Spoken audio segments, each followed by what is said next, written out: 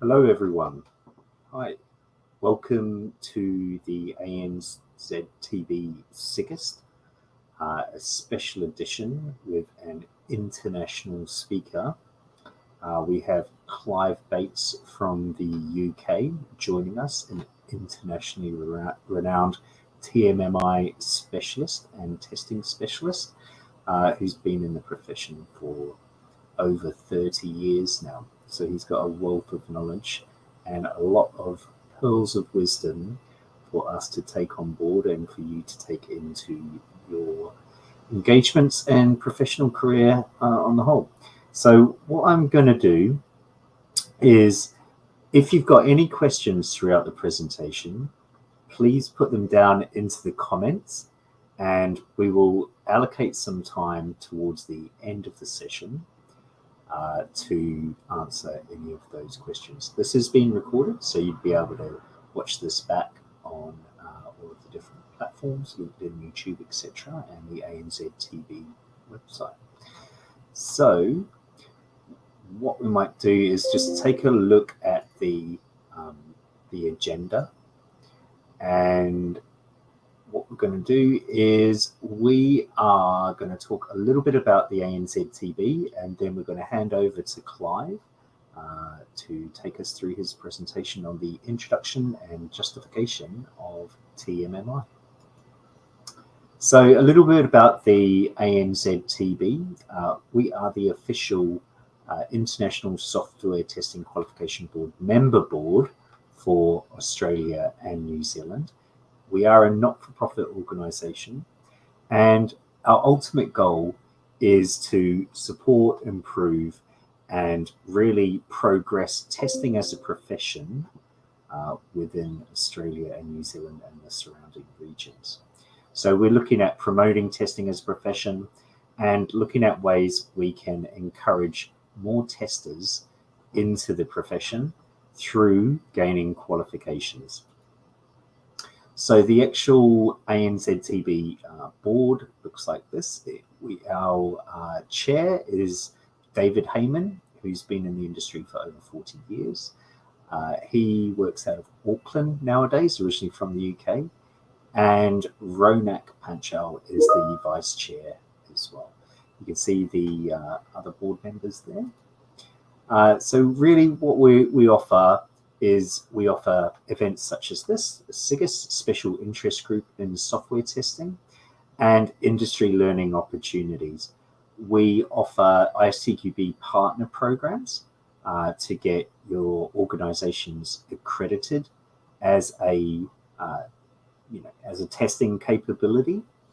And we are also a training provider accreditor as well. So we provide accreditations for training organizations to deliver ISTQB training courses.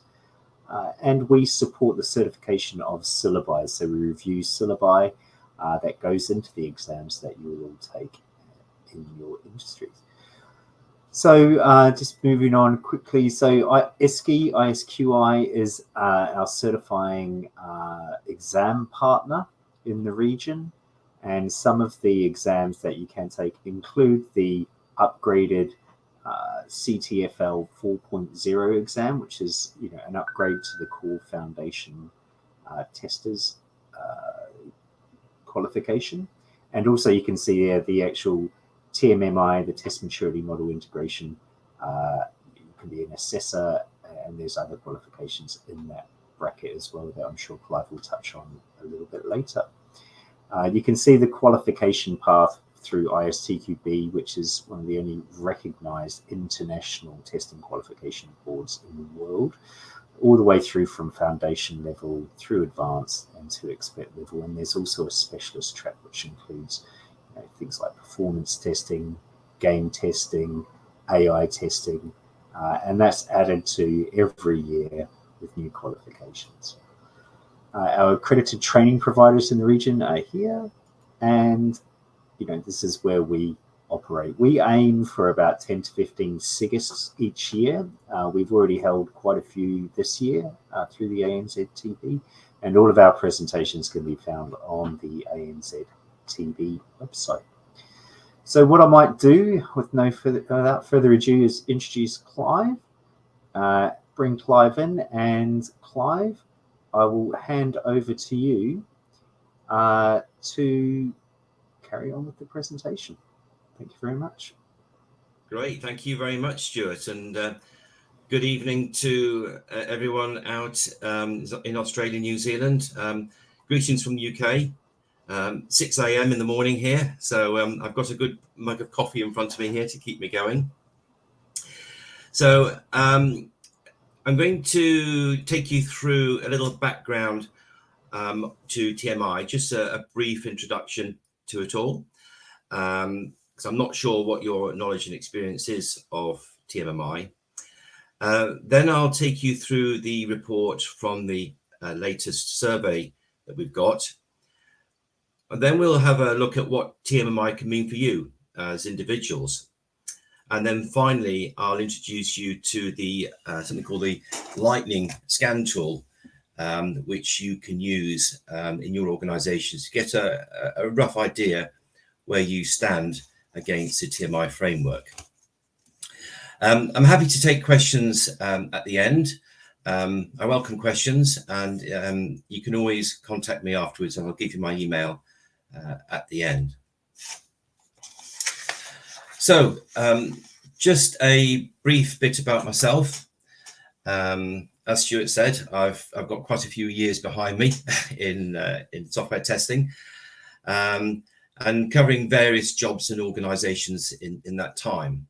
But I've actually been involved in TMMI now for about the last 13 years.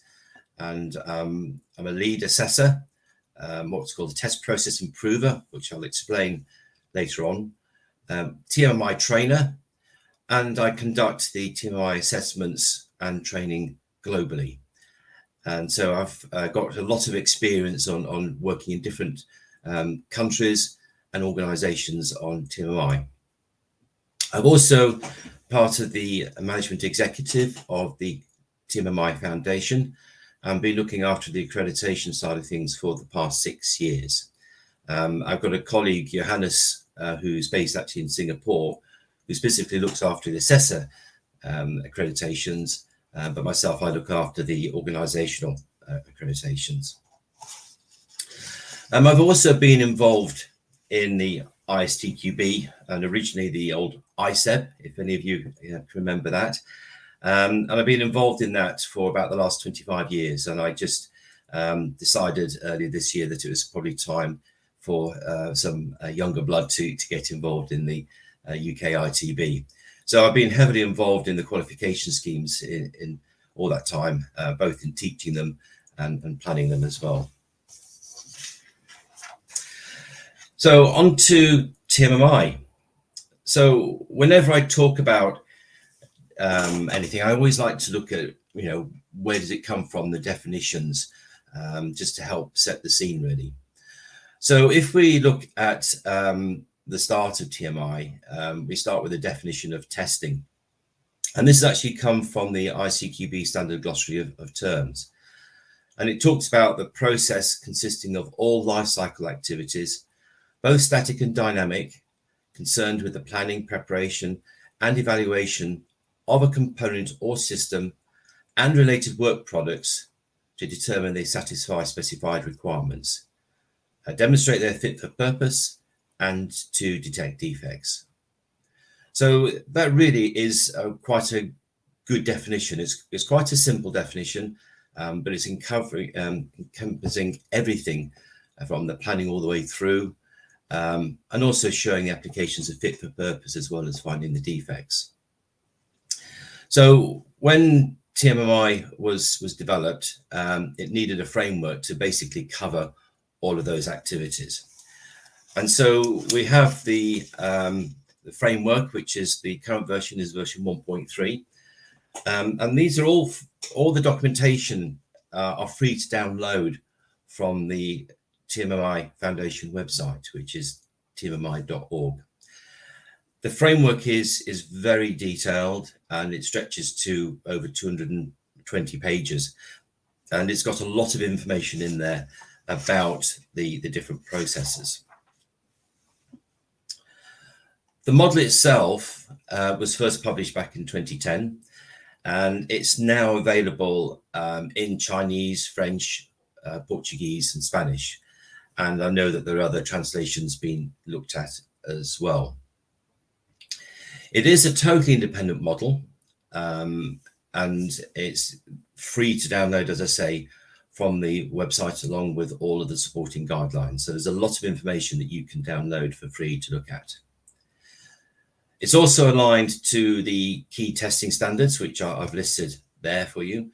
And they do get referenced in the framework as well. So we are aligned to the standards. IEEE did a survey some years back, and they did classify this actually as the leading model for test process improvement, which is really a great thing from a TMI point of view, to get that accreditation or acclamation, I should say, not accreditation, acclamation, that it's the best test process improvement model in the world. And there is a link there to the article if anyone is interested. The framework version 1.3, it's supported by a couple of other backing papers. So it's aimed at the waterfall V model as it stands in the main framework, and it has worked absolutely fine in other life cycle models as well. But there was a need to really try to identify what the differences are in TMI against Agile. So a separate document, TMI in the Agile world, version 1.4, has been produced as an add-on document, you could say, which expressly looks at how TMI works in Agile. So it separated it out to make it very easy to identify what you're looking for in Agile projects.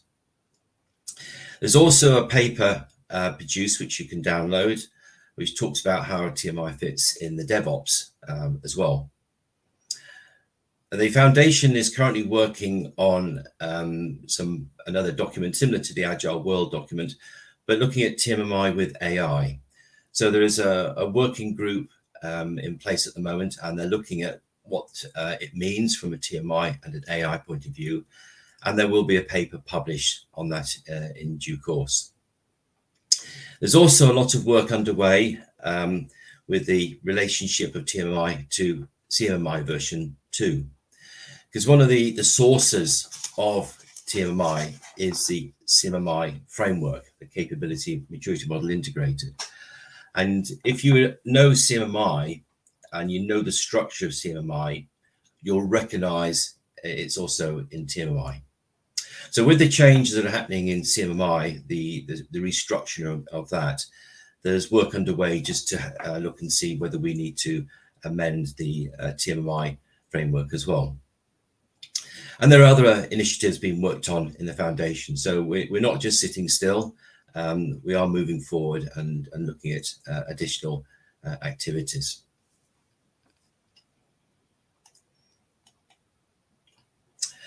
The foundation structure, this probably looks quite a fussy slide, and I don't know how much of this you can see on your screens.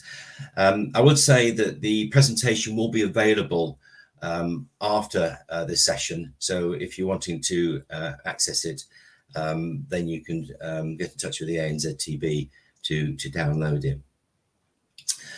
But this is really setting down how the foundation is put together. So we have the foundation in the middle there. We've got the board of directors, and we've got the management executives, which is where I sit, reporting into the board. So we're doing all the activities. So we look after accreditation, we're looking after marketing, social media, exams, the technical working parties in there. So there's a lot of activities going on. We also have TMI members. Currently, there's nearly 2,800 members, and to become a member is free. And all you have to do is to go onto the TMI website, and you can apply to become a member. And that way, that you'll get updated with the newsletters. And if you do ever want to get involved in the foundation to help out in any of the working parties, by being a member first of all is the first step. But if you want to have more information, then please let me know, and I'll be happy to explain it to you. We also have TMMI local chapters. There are currently 29 around the globe, and there are more being signed up as I talk. A local chapter is basically responsible for sort of raising the awareness of TMMI in their region, to identify organisations that maybe want to be assessment service providers, people who want to provide training, and also companies who may be interested in having some sort of TMI assessment, whether it's an informal or a formal one as well. So they're really actively trying to promote the TMI in the region, and I know that ANZTB have a local chapter that's active as well. There's currently 26 training providers around the globe. We've got close to 1,900 certified TMI professionals. So these are people who've taken the TMI professional course and passed the exam. We've got 148 accredited lead assessors and assessors. We've got 30 test process improvers. We've got 24 accredited assessment service providers.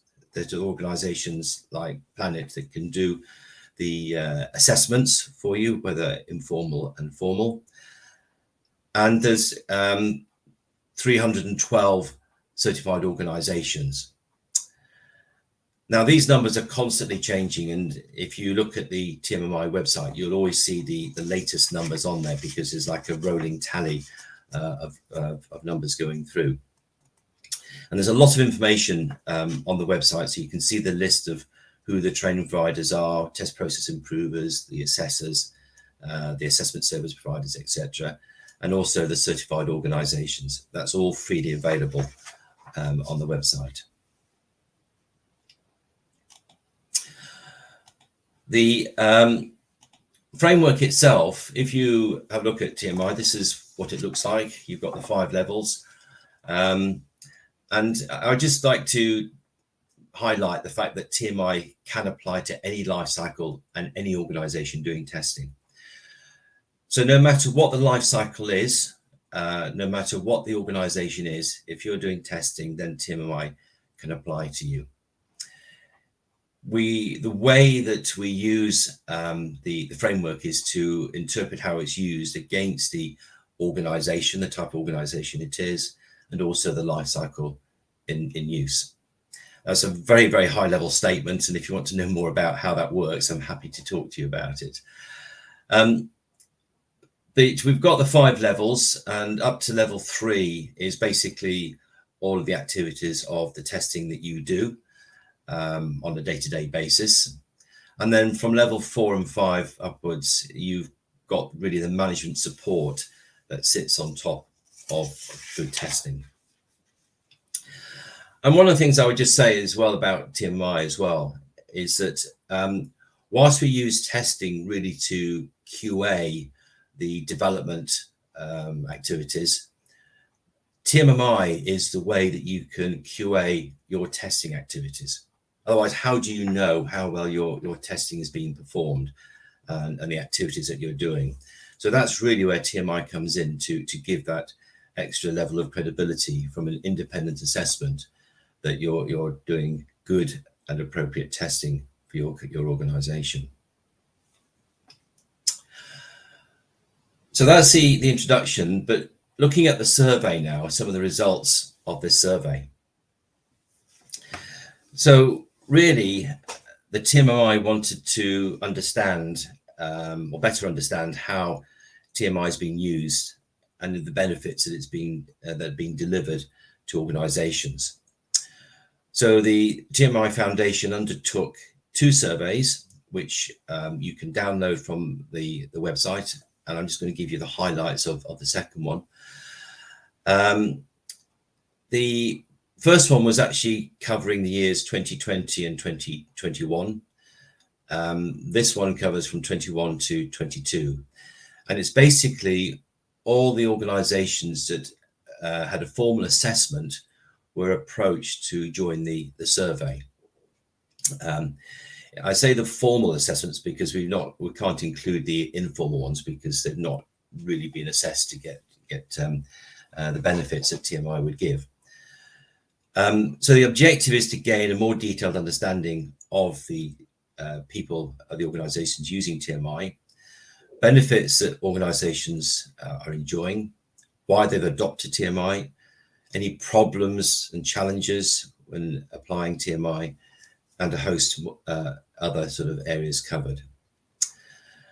The questionnaire was done in conjunction with university partners, so the questions were geared in an appropriate way to the organizations. And we also included a couple of new topics specifically on AI and test automation to see what was actually happening within those organizations. So 121 organizations were invited to participate, and the survey was sent to the client sponsor and the lead assessor that undertook the assessment. Out of 121, 97 organizations actually took part in the survey, which is an 80% response, which I think is a great response level.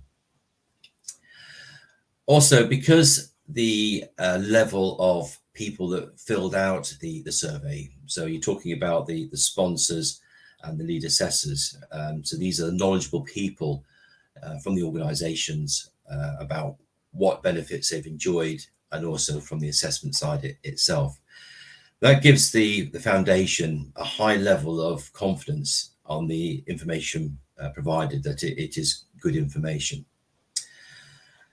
And based on this information, the results give a really good, reliable indication on how TMI is being applied globally.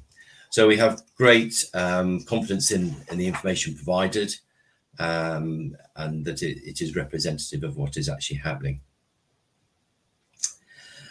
The survey itself, excuse me, it's broken down into 5 chapters. You probably can't see those too clearly on the screen, so I'm sure you'll want to download the survey after this presentation. And then, as I mentioned, you've got the new topics of AI and test automation included. The top organizations, market sectors having assessments are really from the banking and finance side and from the IT side, which is probably not surprising from the IT side. The banking and finance, that actually includes insurance as well, which make up the 37%. And you'll see in another slide, the next slide, you'll see the breakdown of the actual industries.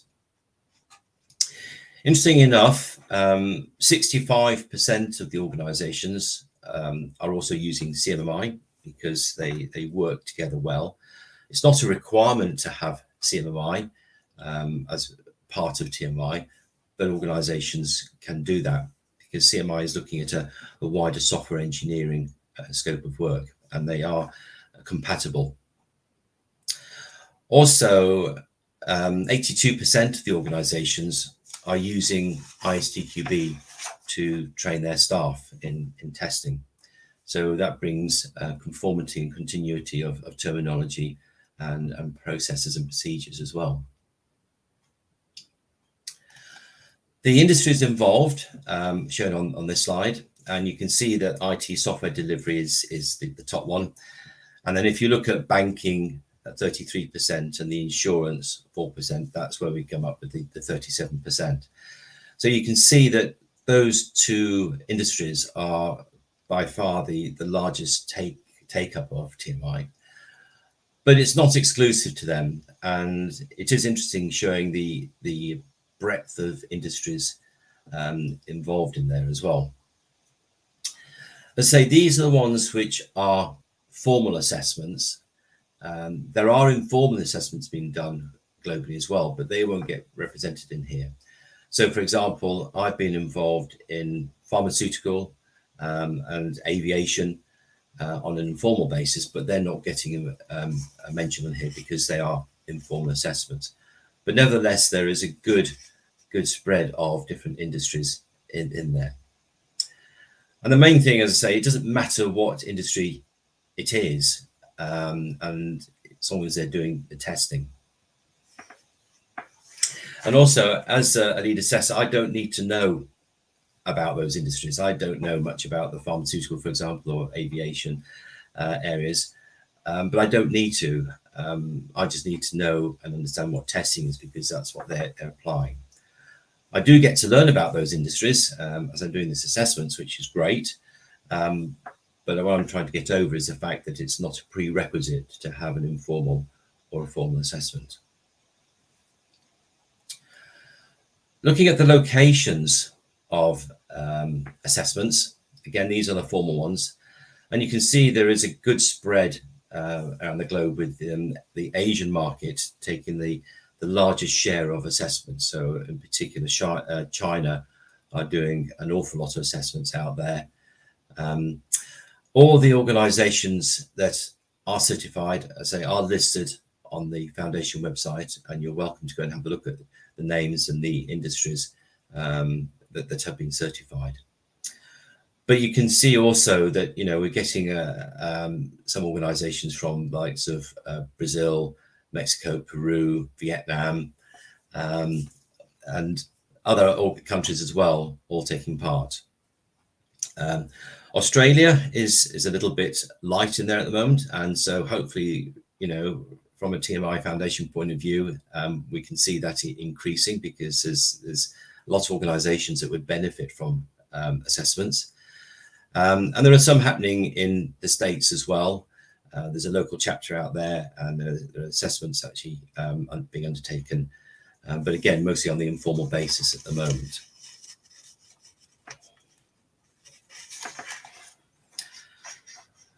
So the top 10 reasons for TMI and the benefits reported. This comes from the framework, from the survey. And you'll see that the reasons for adopting TMI are basically looking at enhancing software quality, achieve certification, increasing testing productivity, reduce product risks, all the way down to meeting customer requirements. So there's some good reasons why organizations decided to go for TMI. And when you look at the actual benefits reported against their reasons, you can see enhancing software quality, very high percentage of 77%. We're achieving that. Getting certification, which is good to see, because it represents the value that organizations see by having the certification logo on their marketing material to demonstrate to the outside world that they have been independently assessed against an internationally recognized framework as well. We're seeing increased testing productivity, reduced product risks, achieving compliance, etc. So these are all very good reasons for doing the TMI, all the way down to getting a reduction in the number of defects as well.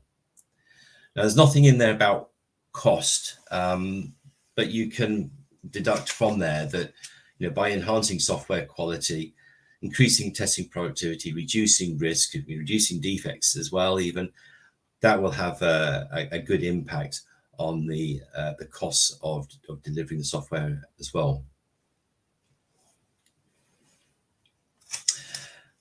The benefits can all be categorized into 6 main headings, and this is shown in the survey as well. So it's broken down into product quality, test efficiency, compliance, the people side, test predictability, and business alignment.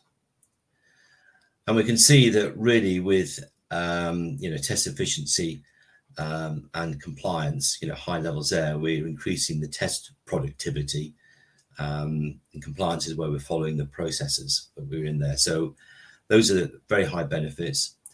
Product quality, So enhanced software quality and reduction in risks, a huge 94% see those benefits there. The people side, which is improving the engineering discipline for people in there, 61%. And the test predictability is actually up from 38% from the last survey. And this is really demonstrating that more organizations are going for the higher levels of TMI certification at levels 4 and 5. And the business alignment, that's actually up from 39% from the last survey, which is showing that there's a good improvement in the marketplace there. So there's a high motivation really for TMI and the business benefits that we can see. Other benefits also that get reported, there's employee skill development, able to benchmark where you are against your competitors, but also if you want to benchmark where you are now to see what improvements you may want to achieve moving forward. The fact that we've got continuous improvement, better risk mitigation, we've got consistency of processes.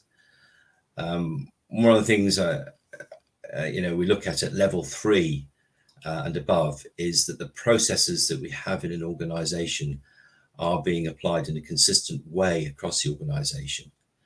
So we don't use different processes on different projects all the time. We're trying to work on the same processes, the way of working. So it brings continuity within the organization. Competitive advantage, independent assessment of good testing to show the commitment to quality and ongoing process improvement in the organization. And there are some companies who like to have certification to demonstrate to suppliers how well they're doing. The Malaysian government some years back actually said that if any organization wants to bid for any tenders of work, they had to be actually TMI level 3 or above to apply, because that helped them understand that the organizations putting in the tender had their testing processes independently assessed, and therefore you can say it gave some competitive advantage to those organizations that maybe didn't go for the certification. We've got improved testing processes, and well, of course we've got the cost savings as well. Now you won't actually see any information about the type of costs and things that organizations have made, because to be honest, if you had an assessment yourself and you made some cost savings, would you want to put that in the public domain? Possibly not. So you won't tend to find any sort of hard figures about the cost savings that organizations make, because they don't want to release that information. It's commercial in confidence to them. But you've got these anecdotal type benefits that you can see and associated cost benefits that come with that. Looking at the life cycles and systems, this is an interesting one because we ask what life cycle organizations are using. And 91% are doing the sequential, so waterfall and V model, 66% in agile, and 34% in DevOps. Now, these you can take as you wish, but many organizations are using more than one life cycle. So it's quite normal for organizations to be doing sequential and agile or DevOps as well on different projects. And lots of companies are transitioning across from sequential into the agile. But there is still a large number actually working on the sequential life cycles. They've got some old systems, and for them, it works well. So it is interesting seeing that mix. The new bit looking at AI systems, 72% saying they're not involved in testing AI-based systems. 15% say yes, they are testing, but TMI-based test process improvement is not being applied to AI, and 13% saying yes, they're testing it, and they are using TMI-based processes to apply to the testing as well. So you can say, 28% really are working on AI, but in slightly different ways, and we will expect to see that increase as the take-up of AI comes along. So some interesting information there.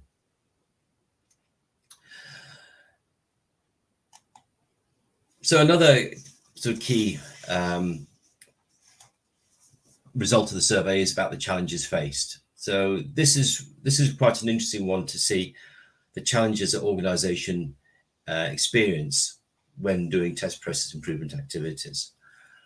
And you can interpret these in different ways, but the fact that lack of skills and experience with TMI is 51%, shows really the need to have people trained in TMI when you start on the journey of TMI. And the TMI Foundation always talk about this, when you're doing process improvement, have somebody who understands and is knowledgeable in TMI to help apply the right processes into the organization as they move forward. It also demonstrates the market needs TMI knowledgeable people to help out, and I'll come on to that when we look at the TMI career path. We've got some similar ones. I was going to say inconsistent processes across the teams. Well, TMI addresses this really when you're looking at level 3 and above.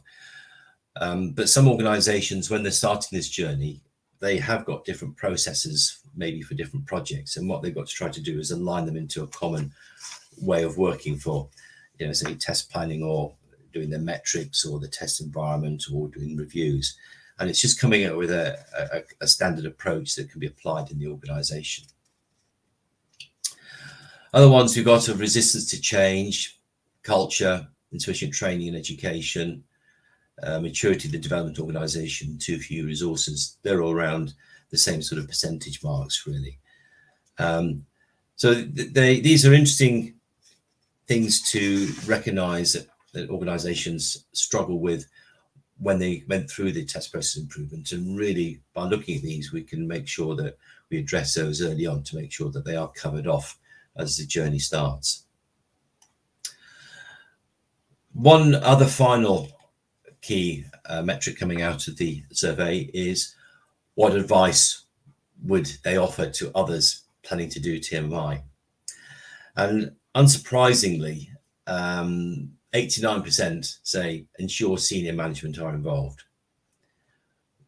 With the training, we keep talking about how we need to have the sponsors in there to support and drive change through the organization. And this bears out really with the result here, that we do need to have the senior people there to help champion having TMI in there. Involving the testers, making sure we interpret the model. I say it is a framework, it is a guide, it's not something which is prescriptive. And we're looking at the intent on how the processes are being applied in the organization, given the type of business and the life cycle in place. So as an example, when you come to do test planning, the intent is that you do test planning. But based on whether you're doing agile, DevOps, sequential, the type of organization you are, test planning is going to look different, but you are still doing test planning. So it's looking at saying, how do you achieve the objective of test planning given your variables, and using the framework as a guide to make sure the right things are being done as well. So it's an interpretation and use of the model to make it work for you. Defining long and short-term goals. Yeah, we need to get some quick wins. There are some things that are much easier and quicker to bring in as change into the organization. Others will take a little bit longer. And also there are dependencies. One thing may depend on the results of another one as well. So we need to do the roadmap of planning the journey of change. There is also, within TMI, we talk about the ideal model as a guide to help introduce change into the organization. So you can bring structure to change. And we talk about that in the TMI professional course on looking at how we can bring change into the organization. So I'm not going to go through all of those, but there's some really good information that's come out from those who've gone through the TMI certification and enjoying the benefits of that as well. So I will let you download the report, the survey, and have a read of it. There's a lot of information in there. But I also just now want to talk about TMI and yourselves as individuals, what it means to you. Process improvement really should be second nature for all of us. People who know me know I talk about this quite a lot, because I always think it's down to us to have a look and say, whatever we've done, how did we do and how can we do it better next time? And also, you know, generally, if we look back in our industry and where we've come from in the last 5 or 10 years, we've seen some radical changes coming through. And you try to project that forward for the next 5 years, what's going to happen? And we need to be aware of these changes that are coming through, because they will happen, and we need to be in a good place to meet them when they come through. So process improvement does not come from the organization, it comes from us as individuals, and we are prepared and ready for the challenges when they come through. These are a couple of little strap lines. You know, I found you talking about process improvement. Quality comes not from inspection, from improvement to the production processes. That's from Edward Deeming. Become addicted to constant and never-ending self-improvement. Improvement begins with I. Yeah, that's the individual. And the biggest room in the world is the room for improvement.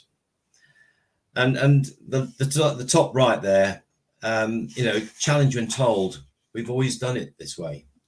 I was in an organization once, new to an organization once, and I was talking about something, and they just said to me, Clive, we don't do it that way in this company. And the answer was, well, does that make it right? You know, we've got to look and say, how can we improve?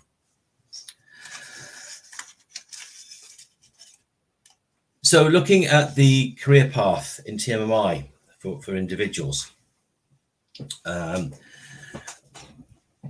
the framework for career path is actually available on the foundation website. You can download this, and you can see that, you know, once you take the TMI professional, you can then take the assessor courses, and you can become an accredited assessor and lead assessor.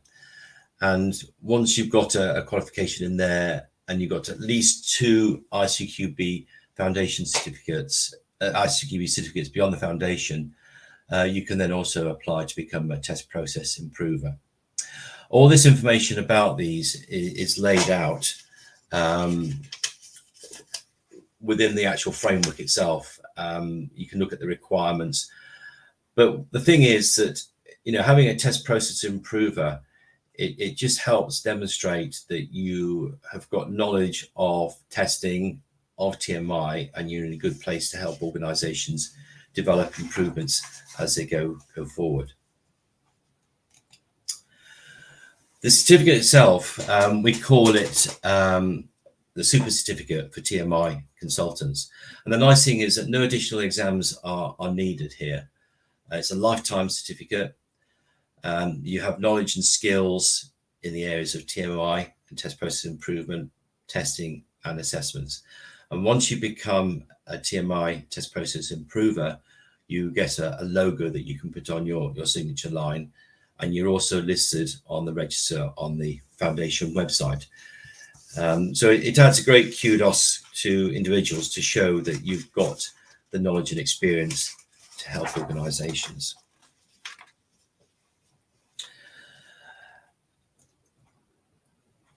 So that's really looking at what it means for you as individuals. There's a lot you can do to get yourself qualified and stand out from the crowd by getting yourself the TMI professional and the certificate. Lastly, I was just going to touch very quickly on the Lightning Scan tool. Now, this is a tool that you can download for free from the TMI Foundation. You go to the TMI documents bit, and you can scroll down, and you'll see a lot of the things you can download, including the tool. And this tool, it was developed to help give an understanding for the model and makes the whole model more tangible to people. And it will give you a very quick evaluation of your organization's maturity for just the levels 2 and 3. There are no plans to develop it beyond that. It is just going to be levels 2 and 3. And the whole idea is to get you interested in TMI, the model, and how it can apply into your organizations. But it's not designed to be a substitute or replacement for any of the assessments we can do. It's just to give you a quick view on how your processes are. To run the tool, there are basically 5 questions per process area at levels 2 and 3, and you score them very simply as yes, no, and partially. And you'll get a report at the end showing how you are. It's based in Excel, and it's already been translated into French as well. So it's something you can download from that link here and use straight away. So you start off by opening it up, and you just put a little bit of introduction in there about it. It tells you how to do the scoring. You've got the answers to the questions and how to use those answers. You can also select the process areas that you want to assess. So in this case, it's just looking at level 2, but you can do level 3 as well. It doesn't give any level of detail or rigor and reliability of maturity against the framework. It just gives you that initial understanding where you stand against the framework, so that you can then decide about moving forward into having an actual informal or a formal assessment. So I'm going to stop at that point because otherwise I'll steal the thunder of the rest of the tool. It's very intuitive. So I'd encourage you to download that and have a look at it and use it. And then you can see your own results for your own organization. So in quite a short time, I've covered a brief background to TMI, looked at some of the key results for the survey, but I do encourage you to read the whole survey. There's a lot of really useful and interesting information in there. There is going to be a slight update to it coming through because as with all process improvements, there are a couple of little spelling mistakes in there which are going to get rectified. So you don't need to report those. We do know about them, and there'll be a new result coming out. But it won't change the body of the survey. Looked at Test Process Improver and the Lightning Scan tool. So I'll say thank you for having me here, Stuart. Really appreciate the opportunity to come and talk about one of my favourite topics of TMI. You've got the website there for TMI, and if you need to contact me at all, there's my 2 of my email addresses. You can contact me. Anything you want to ask me about TMI, have a chat about it, more than happy to do so. Thank you. Thanks so much, Clive. I've got a couple of questions. One of the first ones is, typically in your experience, and you must have assessed so many organizations over the years, typically what kind of level are most organizations when they're being assessed? And then what level are they striving to get to? That's an interesting one. Level 3 was the one that organizations went to first of all, because levels 2 and 3 basically covers their testing activities, and that's the chunky bit of work, because you've got 10 process areas within those 2 levels. And then once people have got that, then they've moved up to levels 4 and 5, and they're building on those good processes. So I did do a breakdown that, level 3 is the most popular level. Then it's level 5 and level 4, but it is starting to balance out. A lot of level 5 companies coming on stream now, which is great.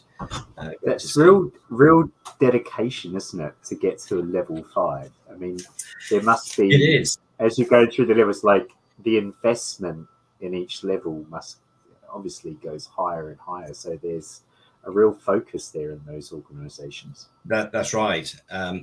And the thing is, then once they've got there, they get their rewards coming through in various ways, as I've tried to cover off on here. They see the benefits coming through. But the interesting that most companies are still at level 1. Then they've got certification. That just basically means you get up, out of bed, go to work and do some testing. But you're very dependent on good people doing good testing. But level 2, you're looking at having good processes within projects, but there could be different processes on different projects. But level 3 is really where it comes together, where you're trying to now standardize the approach to those processes and get consistency and economies of scale coming in as well. Yeah, absolutely. And it gives that flexibility within the workforce to move from, horizontally from project to project when things kind of, ramp up and ramp down and new things start. You've covered off a couple of my other questions around the most common areas to improve. So thank you for that.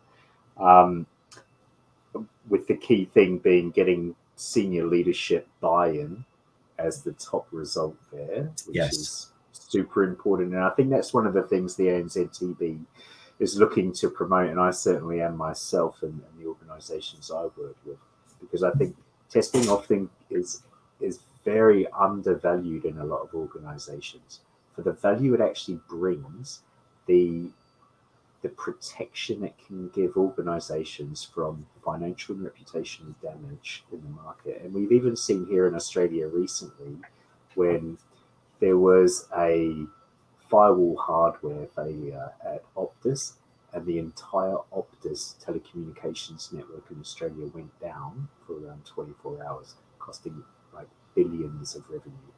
And it had impact on patient safety, where organisations and healthcare services relied on that Optus network, etc. We had instances a couple of years ago when the census broke due to lack of performance testing potentially as well. So, it is undervalued, and I think having senior leadership buy-in is absolutely fundamental to getting the investment to be able to reap the rewards and the benefits and that return on investment. Yeah, absolutely. I know one particular company I did an assessment for, and they had to achieve a level 3 assessment because their clients said they had to get to level 3. And if they didn't, they could lose the business, and which was worth many millions of euros basically to them. And so it had to happen. And the senior management team were very actively involved in constantly promoting it to tell people why we were doing this, etc. But very interestingly, after they got certified to level 3, their supplier, who insisted they got to level 3, came and did their own little internal audit themselves just to check how they were doing. And they said, "You're doing really, really well, but now we have a problem." They said, "Because your processes now are like a Ferrari, but ours are still like a bicycle. Maybe we need to look at ourselves and get ourselves to level 3 as well."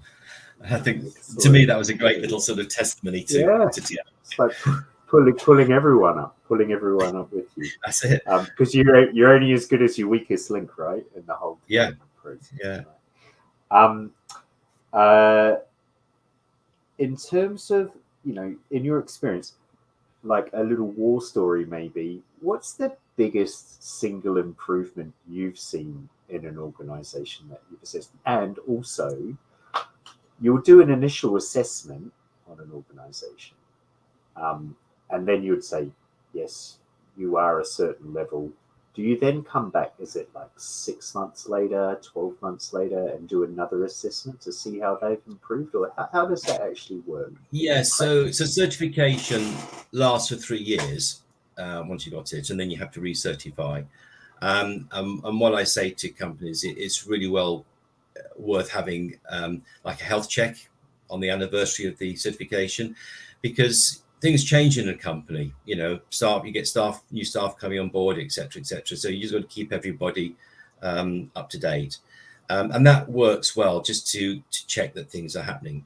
But within TMMI itself, as part of the generic goals, they have what they call evaluate adherence.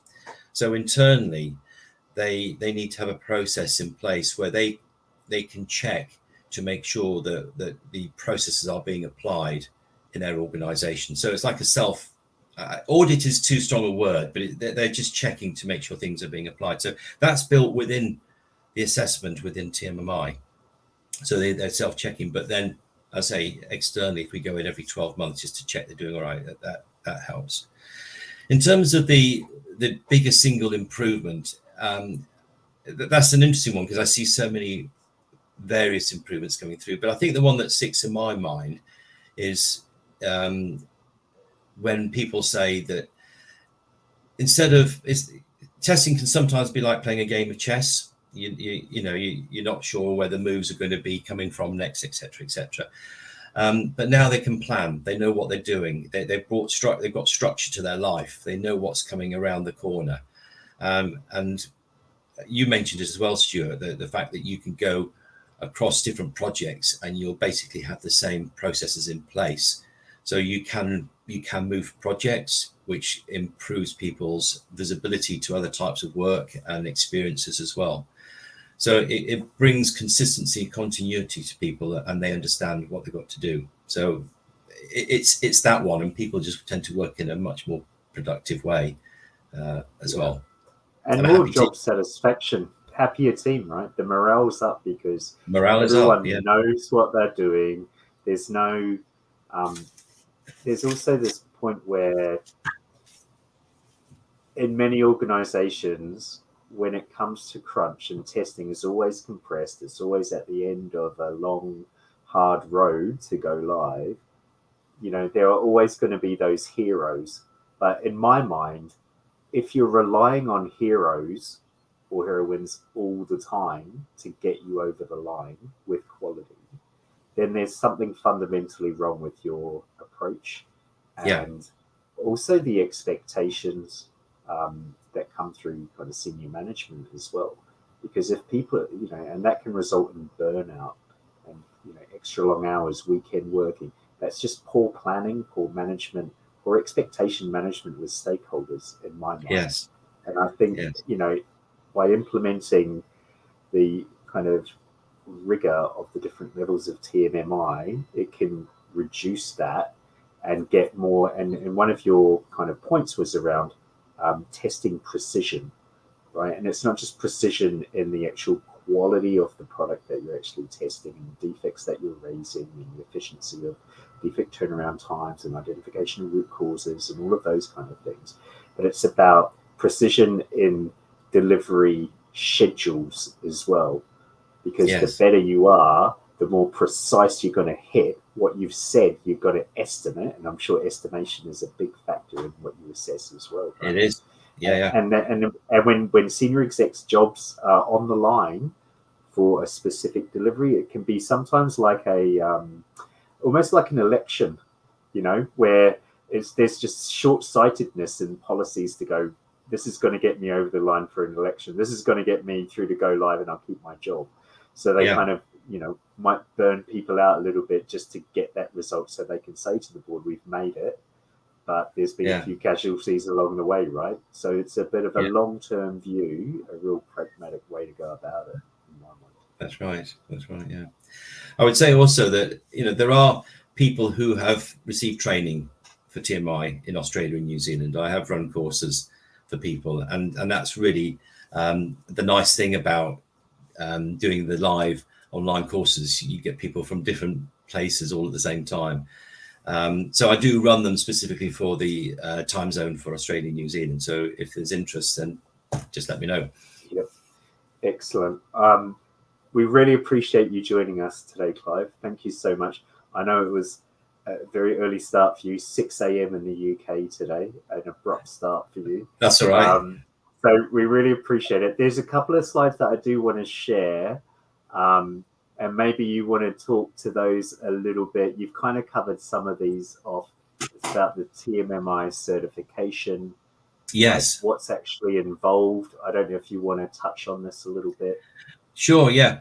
So the certification, the TMI professional, as it says, it's a 40 multiple choice questions, and you just need the 65%, so 26 points right to pass. And it's very similar to the ISTQB foundation in terms of structure of exam. The course, it's a 2-day course. I run it as a 3 half-day course because of the time zone. And it talks really about more detail about where TMI comes from, the model itself, obviously, and how to implement TMI into the organization. It's really the prerequisite then for moving forward, and it's on the career path, which I showed as well. Yeah, and that's the first step in becoming an assessor, right? Yeah, absolutely. And then I think you've already touched on this around the test process. Yes. So the test process. There's only a handful in the world. Yeah. The registers is growing, but we want more people on there. So yeah, I'd love to see more names on there. And then once you've done the professional, you can go into the assessor course. You don't need to have that as a prerequisite. And the assessor course is very practical, and you get practical experience in how to do an assessment. And there's no exam after that one, which is great. You just have to attend and do a good job on the course, and then you can then move on to the test process improver using existing qualifications to apply. So no separate exam for this, but you will get a certificate that comes with this, and there's ways to register for that. Yeah, it's all on the website. Okay, and just finally from the ANZTB, tell us what you think about the SIGIST, and if you've got any requests for further SIGIST, that areas of particular interest that you're interested in, please let us know. Scan the QR code. There's a survey link there as well. It'd be great to get your feedback. But once again, Clive, thank you so much for your time. Really appreciate it. You're very welcome. Absolute industry legend in this area. I know you are a keynote speaker in many testing conferences in Europe. I saw you've got one coming up with Eric van Veenendaal, whose book, The Testing Practitioner, props up my laptop every day. And I know our chair, David Heyman, wrote a chapter in that book as well, which he highlighted to me. And I've had that book for about 23 years now. So do you want to put a shameless plug out for your the conferences you've got coming up? Well, that particular conference I actually did a couple of weeks ago. It was out in Canada, the one with Eric. So there's this one. But yes, look out. I'm always I love talking about TMIs. People will know about me. And also, David Heyman, I know well. I shared a stage with him many years ago in Stockholm, and great stories on that one. But I've known him for a long time. But